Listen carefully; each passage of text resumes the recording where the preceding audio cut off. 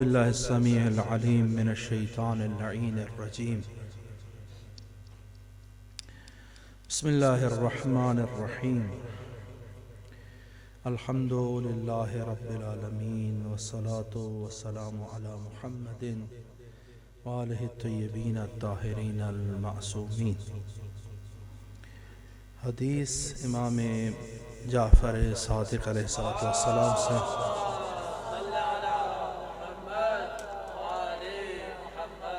عن سفیان ابن عیینہ عن ابی عبداللہ علیہ السلام فی قولہ عز وجل لیبلوکم ایکم احسن عملا.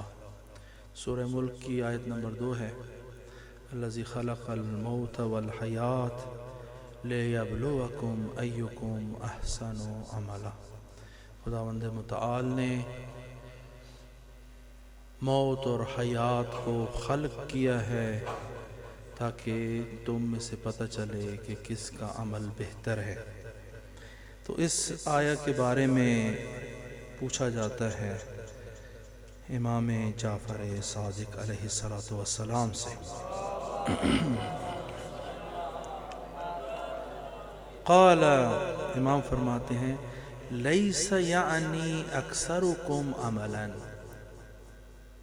احسن عملہ کا مطلب یہ نہیں ہے کہ تم میں سے زیادہ کون عمل کرتا ہے، تم میں سے زیادہ کون نمازیں پڑھتا ہے، تم میں سے زیادہ روزے کون رکھتا ہے، زیادہ پیسے خرچ کر کے عمروں پہ اور حج اور زیارات پہ کون زیادہ جاتا ہے. یہ احسن عملہ کا یہ مطلب نہیں ہے کہ تمہیں تاکہ پتہ چلے کہ تم میں سے کون احسن عمل کرتا ہے. قال لیس یعنی اکثرکم عملا، اس کا مطلب یہ نہیں ہے کہ تم میں سے زیادہ عمل کون کرتا ہے. ولیکن اسببکم عملا، بلکہ مراد یہ ہے کہ تم میں سے کون بہتر عمل کرتا ہے، کون صحیح عمل کرتا ہے. وانما الاصابہ، بہتر عمل کرنا کیا ہے. نوجوانوں کو کہ جنہوں نے ان کو زیادہ توجہ کی ضرورت ہے ان مطالب کی طرف، کہ جو خلوص اور جو دل کی پاکیزگی نوجوانی میں حاصل ہوتی ہے وہ اواخر عمری میں اتنی حاصل نہیں ہو پاتی. اسی واسطے کہتے ہیں کہ در جوانی توبہ کردن شیوہ پیمبری، کہ جوانی میں اللہ کے حضور میں اپنے خلوص کو اور اخلاص کو پیش کرنا یہ شیوہ پیمبری ہے اور توبہ کی طرف آنا ہے. تو فرماتے ہیں کہ یہ جو اسبابکم عملا یعنی بہتر عمل کرنا کیا ہے. وہ انما الاصابہ، یہ جو بہتر عمل کرنا ہے یہ کیسے حاصل ہوتا ہے. یہ 3 چیزیں ہیں اس میں. خشیت اللہ، اللہ کا خوف تیرے دل میں ہو. والنیت الصادقہ، سچی نیت تو رکھے. 2 اور تیسری چیز والحسنہ، اور اچھا کام انجام دے. یعنی 3 چیزیں صحیح عمل کرنے کے لیے ضروری ہیں. پہلی چیز جو صحیح عمل کرنے کے لیے ضروری ہے الخشیہ، خشیت اللہ تعالی، اللہ تعالیٰ کا خوف تیرے دل میں ہو. دوسرے نمبر پر النیت الصادقہ، اللہ کے خوف کافی نہیں ہے، سچی نیت، صاف صادق نیت اس کام کے عمل کرنے کی بھی ہو.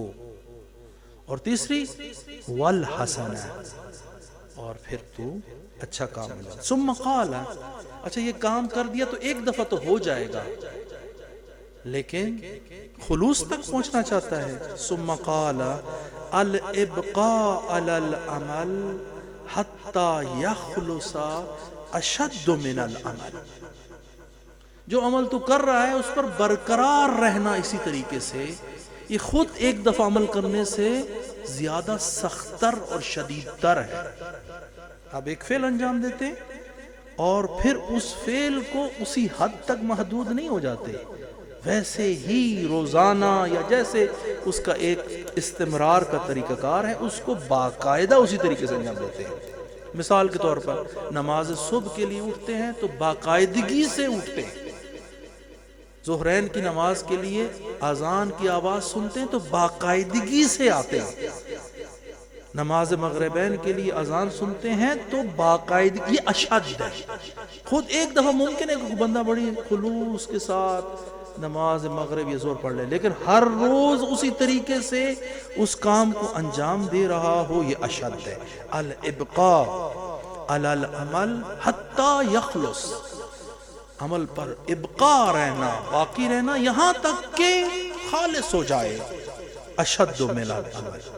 اچھا پھر عمل خالص کیا ہے؟ صرف یہ ہے ابقاء ہے؟ نہیں، والعمل الخالص، ممکن ہے کہ کوئی روزانہ ایسے اس طرح آ رہا ہو لیکن تعریف کروانا چاہتا ہو، صرف ابقاء کافی نہیں ہے۔ والعمل الخالص الذي لا تريد ان يحمدك عليه احد الا الله عز وجل، عمل خالص سے کہتے ہیں کہ ابقاء کے ساتھ ساتھ تیرے ذہن میں یہ نہ ہو کہ لوگ تیری ثنا کریں، بلکہ اللہ اسے دیکھے، اللہ تیری ثنا کرے۔ اللہ اکبر۔